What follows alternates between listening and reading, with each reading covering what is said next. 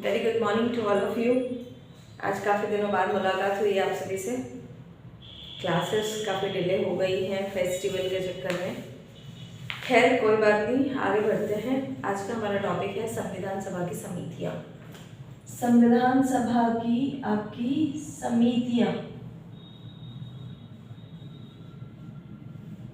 देखिए समितियाँ क्या होती हैं, पहली बात तो आपको मीनिंग पता होना चाहिए। देन व्हाट इज द समितियाँ। समितियों का मतलब है कि भारत के जब लोग आज़ाद हो गए थे, सबसे पहले भारत की जो बागडोर थी वो ब्रिटिश सत्ता के हाथ में थी, यानी कि अंग्रेजों के हाथ में थी। सबसे पहले जो शासन हुआ था वो हमारे ऊपर शासन हुआ था कंपनी का, जो कि 1773 में रेगुलेटिंग एक्ट के साथ आती है। लेकिन कंपनी के बाद जो है वो सत्ता प्रॉपर रूप से कहाँ चली जाती है, वो चली जाती है फिर उसके बाद इनके ब्रिटिश के हाथों में, ताज के हाथों में शासन आ जाता है। जब ताज के हाथों में शासन आ जाता है तो उसके बाद जब हम आज़ाद हो जाते हैं, अब हमारे पास जिम्मेदारी होती है कि हमें अपना खुद का संविधान खुद बनाना है, अपनी लॉ बुक खुद तैयार करनी है कि किसके अकॉर्डिंगली हम अपना देश चलाएंगे। अब लॉ बुक बनाना या संविधान बनाना कोई एक व्यक्ति का कार्य तो नहीं है, जिसके लिए बहुत सारे लोगों को एक साथ जुड़ना पड़ेगा और बहुत सारे लोगों को काम करना पड़ेगा। तो इस चीज़ को सोचते हुए, इस भावना से बहुत सारे लोग इकट्ठे हुए, जो जिम्मेदार थे, जिनके हाथों में शासन की बागडोर थी, उन्होंने इकट्ठा होकर समितियां बनाई। ठीक है, उनको बोलते हैं हम संविधान सभा की समितियां। समितियां 3 प्रकार की थी। नंबर 1 मुख्य समिति, यानी उन्होंने 3 कैटेगरी की थी इसकी। एक में तो जो मेन समितियां थी, यानी मेन थे वो रखे। एक थी गौण समितियां, थी गौण समिति, गौण समिति। और तीसरी थी आपकी प्रारूप समिति, जो मोस्ट इंपॉर्टेंट थी, यानी कि हमारे संविधान का जो आज प्रारूप है वो इस प्रारूप समिति के कारण ही है। ठीक है ना। 3 कैटेगरीज उन्होंने उनको डिफाइन कर दिया कि हम 3 कैटेगरीज में समितियों को रखेंगे। पहली समिति हमारी जो मेन समितियां हैं, बड़ी बड़ी समितियां हैं, वो सारी समितियां हमारी मुख्य समिति में आएंगी। गौण समिति में हमारी जो छोटी छोटी समिति हमने छोटे छोटे कार्य के लिए बनाई, जैसे कि बैंकों के अंदर क्या होता है, एक कैश काउंटर होता है, उसका काम होता है सिर्फ कैश को देना और कैश जमा करना। एक होता है मैनेजर, वो मेन आदमी होता है ना, मुख्य आदमी होता है। डिसीजन पावर कहाँ होती है, मैनेजर के हाथ में होती है। ठीक उसी तरीके से क्या होता है कि एक आपका अलग से काउंटर होता है जहाँ पे आप अपने छोटे बड़े काम जो है वो करते हैं। एक होता है आपका इंक्वायरी काउंटर। तो इस तरह क्या होते हैं, अलग अलग कार्य के लिए अलग अलग कैटेगरीज बनाई जाती हैं, जहां से आप क्या करते हैं, अपने काम के लिए उसी व्यक्ति के पास जाते हैं जो जिस चीज के लिए अपॉइंट किया जाता है। तो मुख्य समिति में सारी आपकी मेन समितियां डाल दी गई। गौण समिति में आपकी जितनी छोटी छोटी समितियां थी वो डाल दी गई। छोटे छोटे कार्य के लिए, झंडे के लिए अलग बनाई गई थी, संचालन करने के लिए अलग बनाई गई थी। तो इस तरह से वो समिति आपकी गौण समिति में आ गई। जो प्रारूप समिति थी, जिसने आपके संविधान का प्रॉपर पूरा प्रारूप तैयार किया था, जिसके अध्यक्ष आपके डॉक्टर भीमराव अंबेडकर थे, इसमें 7 सदस्य थे।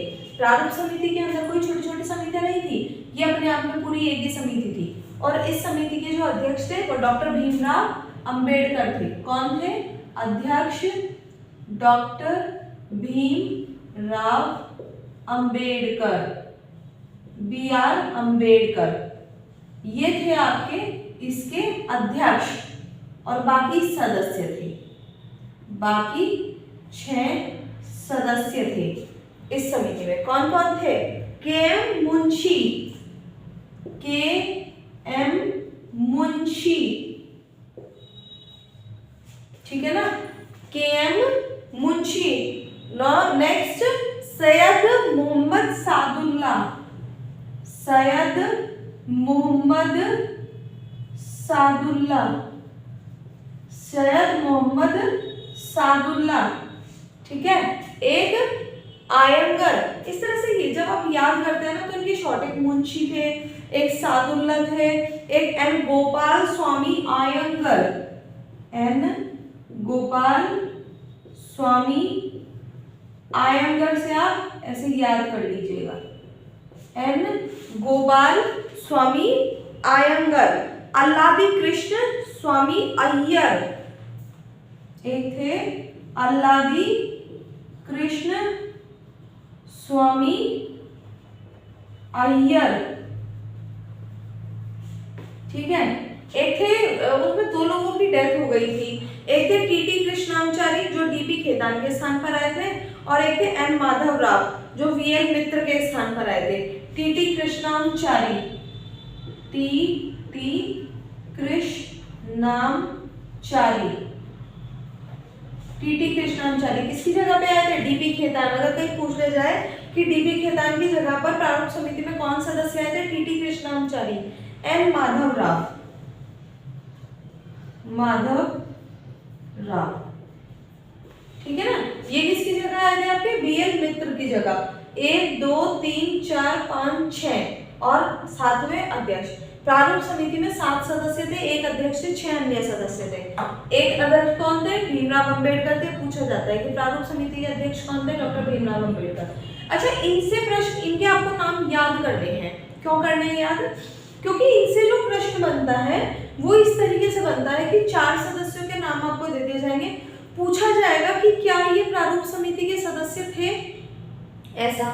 या फिर ये पूछा जा सकता है सैयद मोहम्मद सादुल्ला प्रारूप समिति के सदस्य थे, ठीक है ना, ऐसे पूछा जा सकता है। या निम्न में से कौन प्रारूप समिति का सदस्य नहीं था? अगर आपको ये 6 नाम याद होंगे तो आप नहीं और हाँ आराम से दे पाएंगे, लेकिन मोस्ट इंपॉर्टेंट है याद कर लीजिएगा, ठीक है। अब आती है आपकी गौण समिति। गौण समिति में आपकी सबसे पहली समिति आती है कार्य संचालन समिति। देखिए नंबर 1 कार्य संचालन समिति। ये समितियां बहुत इंपॉर्टेंट है भाई, ये क्वेश्चन समिति से जरूर आता है। कार्य संचालन समिति, ठीक है। कार्य संचालन समिति। एक है सदन समिति। अब इनके आपको क्या है, इस समिति के मतलब कौन थे जो मेन होल्डर थे? समिति के अध्यक्ष कौन थे? के एम मुंशी। कार्य संचालन समिति, मैं जो मेन इंपॉर्टेंट समितियां हैं केवल वही कराऊंगी, ऐसा नहीं है कि मैं आपको सारी समितियां कराऊंगी, क्योंकि जो आपका पूर्वावलोकन है घटना चक्र का, उसमें जो भी क्वेश्चंस पुट अप किए गए हैं केवल मैंने वही नोट किए हैं। यानी और दूसरा जो आपका स्टेट पीसीएस है उसमें 20 साल के जो क्वेश्चन पेपर्स हैं वहां से मैंने आपके क्वेश्चन पुट किए हैं, और मैं समिति वाला टॉपिक आपका पूरा जो कवर करूंगी वो प्रीवियस ईयर क्वेश्चंस को पीवाईक्यू को ध्यान में रखते हुए करूंगी। कार्य संचालन समिति। कार्य संचालन समिति के आपके जो सदस्य कौन है वो के एम मुंशी, के एम मुंशी, ठीक है। नेक्स्ट है आपकी कौन सी? सदन समिति। सदन समिति। सदन समिति के आपके अध्यक्ष कौन थे? पट्टाभी सितार मैया। पट्टाभी, मेरी आवाज पे ध्यान दीजिएगा, सितार मैया। एक पेपर और पेन, कॉपी पेन लेके बैठिएगा, जिस समय क्लास चल रही है बस फटाफट रिवाइज करते रहिए और लिखते रहिएगा। नेक्स्ट है आपकी तदर्थ समिति, और झंडा समिति के नाम से भी पूछी जाती है। 1-2 क्वेश्चंस में मैचिंग दिए गए हैं, इधर समिति दिए गए हैं, हाँ इस तरह से भी क्वेश्चन आ सकता है। एक साइड समिति दे दिया और एक तरफ सदस्य के नाम, कौन सी समिति से कौन कनेक्टेड है उनको मैचिंग करना आपको। ये 2 तरीके से क्वेश्चंस पूछे जा रहे हैं। राष्ट्रध्वज तदर्थ समिति। राष्ट्रध्वज तदर्थ समिति। तदर्थ समिति ये किसका है? Doctor Rajendra Prasad. Most important समिति है राजेंद्र प्रसाद की। राजेंद्र प्रसाद जो कि हमारे पहले प्रेसिडेंट भी थे, डॉक्टर राजेंद्र प्रसाद। नेक्स्ट आपकी जो संविधान सभा के छोटे बड़े कार्य थे उनको करने के लिए, संविधान के कार्यों को करने के लिए बनाई गई थी एक समिति। संविधान सभा संबंधी कार्य के लिए, सभा संबंधी कार्य, सभा संबंधी कार्य के लिए जो बनाई गई थी, इसको कौन थे? जेवी मावलंकर। कौन थे? जीवी मावलंकर। जीवी मावलंकर स्पीकर भी थे ये, मावलंकर, जीवी मावलंकर। भाषाई प्रांतों संबंधी समिति, ये बहुत कम पूछी जाती है, सब इम्पोर्टेंट नहीं है। सर्वोच्च न्यायालय में नागरिकता पर एक तदर्थ समिति बनाई गई थी, ये भी बहुत ज्यादा इम्पोर्टेंट नहीं है कि जो सर्वोच्च न्यायालय थे उनके जो उसमें थी, बस इतना काफी है। अब आ जाइए आप अपनी मेन समितियों में, जो मुख्य समिति आपकी है। मुख्य समिति कौन सी है? संघीय संविधान समिति, संघीय संविधान समिति, संघीय संविधान समिति, संघीय संविधान समिति। लिख लीजिए इसके अध्यक्ष का नाम। सारी चीजें देखिए मैं बोर्ड पे नहीं लिख सकती बिल्कुल भी, लेकिन मैं आपको बहुत ज्यादा शॉर्टकट में चीजें समझा रही हूँ कि आप ये वाला पूरा एक लेक्चर जैसे पूरा आपका समिति का एक क्वेश्चन आपका कंप्लीट, लेकिन आपको इसके सदस्यों के नाम याद करने पड़ेंगे। इसमें समझने वाला कुछ नहीं है कि कुछ समझाने वाला है। संघीय संविधान समिति लिखिए, जवाहरलाल नेहरू, जवाहरलाल नेहरू की 3 समिति थी, एक साथ लिख लीजिए। जवाहरलाल नेहरू की आपकी 3 समिति थी, संघीय संविधान समिति, संघ शक्ति समिति, राज्य संबंधी समिति। संघ शक्ति समिति, संघ शक्ति समिति, संघ शक्ति समिति, राज्य संबंधी समिति, राज्य संबंधी समिति।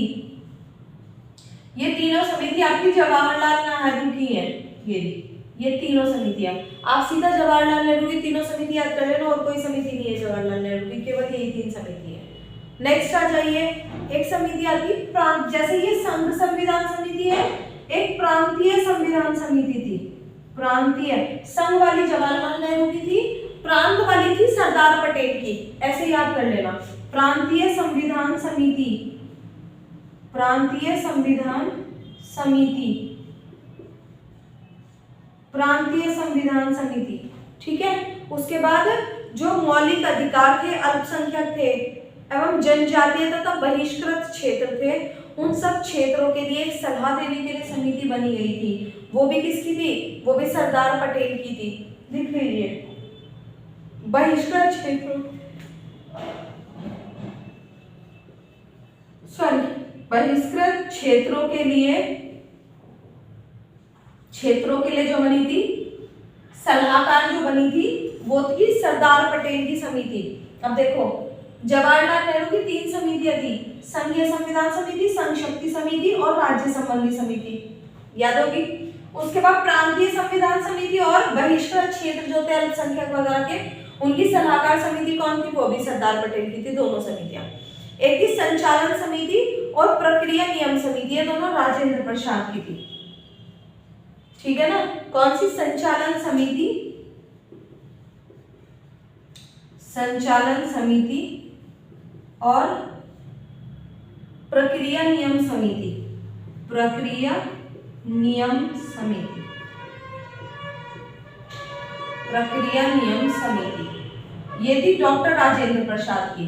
डॉक्टर राजेंद्र प्रसाद की एक तो ये थी समिति है ना, और एक थी ये तदर्थ समिति, झंडा समिति। ये मुख्य समिति में थी, ये गौण समिति में थी, ठीक है। मौलिक अधिकारों की उप समिति थी जेवी कृपलानी की।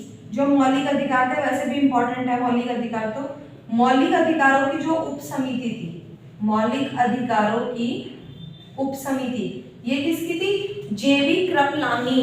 किसकी थी भाई? ये जेवी कृपलानी। और अल्पसंख्यक उप समिति, एक तो अल्पसंख्यक की ये थी ऊपर बहिष्कृत क्षेत्रों की समिति, एक अल्पसंख्यक की उप समिति मुख्य समितियों में थी, एच.सी. मुखर्जी। किसकी थी? एच.सी. मुखर्जी। तो हमारे संविधान सभा का कार्य पूरा करने के लिए अलग अलग कार्य के लिए अलग अलग समितियां बनाई गई थी, सबको अलग अलग टास्क दी गई थी कि आपको ये करना, आपको ये करना है। जैसे डॉक्टर भीमराव अम्बेडकर को एक टास्क दी गई कि आपके अंडर में जो है इसका प्रारूप तैयार होगा, पूरा प्रारूप आप तैयार करेंगे, तो वो उसके अध्यक्ष रहे। उन्होंने अपने साथ 6 सदस्यों को जोड़ा और पूरा संविधान का प्रारूप तैयार किया। तो ये 6 सदस्यों के नाम और ये अध्यक्ष का नाम ही आपको याद होना चाहिए। जो हमारी मेन गौण समिति थी, कार्य संचालन समिति, सदन समिति, तदर्थ समिति और संविधान सभा संबंधी समिति, ये 4 समितियां मेन समिति थी, गौण समिति थी। चारों समितियों के नाम और इनके सदस्यों के नाम, ठीक है। अब आपकी ये मेन समितियां 3 तो 5 और 2 7 और 1 8, ये 8 समितियां आपकी मुख्य समितियां थी, जिनमें क्या करता है वो कई बार लेफ्ट साइड में आपको समिति का नाम दे देगा और राइट हैंड साइड में आपको सदस्यों का नाम दे देगा, और आपसे पूछेगा कि जो है कौन सी समिति किससे संबंधित है।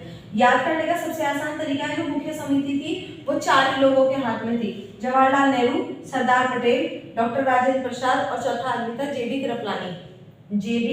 कृपलानी, केवल 4 आदमी। जवाहरलाल नेहरू की 3 समितियां थी, संघीय संविधान समिति, संघ शक्ति समिति और राज्य संबंधी समिति। ये तीनों किसकी थी? जवाहरलाल नेहरू की। पटेल जो थे उनके हाथ में कौन सी थी? प्रांत की संविधान समिति और बहिष्कृत क्षेत्र। बहिष्कृत क्षेत्र से मतलब जो जनजाति और बहिष्कृत क्षेत्र थे उन क्षेत्रों को सलाहकार देने के लिए, उनकी सलाह के लिए ये समिति थी। संचालन समिति और प्रक्रिया नियम समिति और राष्ट्रध्वज तदर्थ समिति, झंडा समिति जो थी वो किसकी थी? डॉक्टर राजेंद्र प्रसाद के पास थी, तीनों समितियों में। और मौलिक अधिकारों की जो समिति थी, उप समिति, वो जेबी कृपलानी की थी, ठीक है। तो समितियां फाइनली हो गई। समितियों को अच्छे से एक बार पढ़ लेंगे, एक नोट बना लेंगे, और कई बार नाम याद करने में प्रॉब्लम होती है तो आप क्या कीजिएगा, रोज डेली सुबह को एक बार उठ के एक बार समितियों के नाम और उनके सदस्यों के नाम देख लीजिए, आपको बाय डिफॉल्टली याद हो जाएंगे और एकदम से क्लियर आएंगे, ठीक है। सो फाइनली आपका संविधान समिति का टॉपिक आपका कंप्लीट हो गया है। इनको अच्छे से आप एक बार याद कर लेंगे। और अब रही बात क्या करना है, देखिए अब रूटीन में रहेंगे बिल्कुल, फेस्टिवल आए, दिवाली आए, फेस्टिवल तो आते रहेंगे, लेकिन अगर ऐसा डिस्टर्बेंस होगा तो बिल्कुल भी पढ़ाई नहीं हो पाएगी। तो अभी मैं क्या करूँगी, कंटिन्यू आपकी क्लासेस अब मैं डेली लूँगी, ठीक है। और डेली मैं आपको क्या कर रही हूँ, जो आपका पूर्वावलोकन है वो आप भी उठा लीजिएगा, है ना। उम्मीद यही जताई जा रही है कि 7 जनवरी को आपका एग्ज़ाम हो जाएगा APS का, और फरवरी फर्स्ट वीक में आपका RO समीक्षा अधिकारी की परीक्षा भी आपकी हो जाएगी। तो आप लोग भी अपना पूर्वावलोकन घटना चक्र का 110% उठा लीजिए और एक टाइम टेबल सेट कर लीजिए। मैं आप लोगों को एक टाइम टेबल बता दूंगी जिसके अकॉर्डिंगली मैं आपको क्लासेस दूंगी, उसी टाइम टेबल के अकॉर्डिंगली आप भी अपना टाइम टेबल बनाकर अपनी पढ़ाई शुरू कर दीजिए। चलिए मिलते हैं आपसे नेक्स्ट क्लास में। Thank you very much.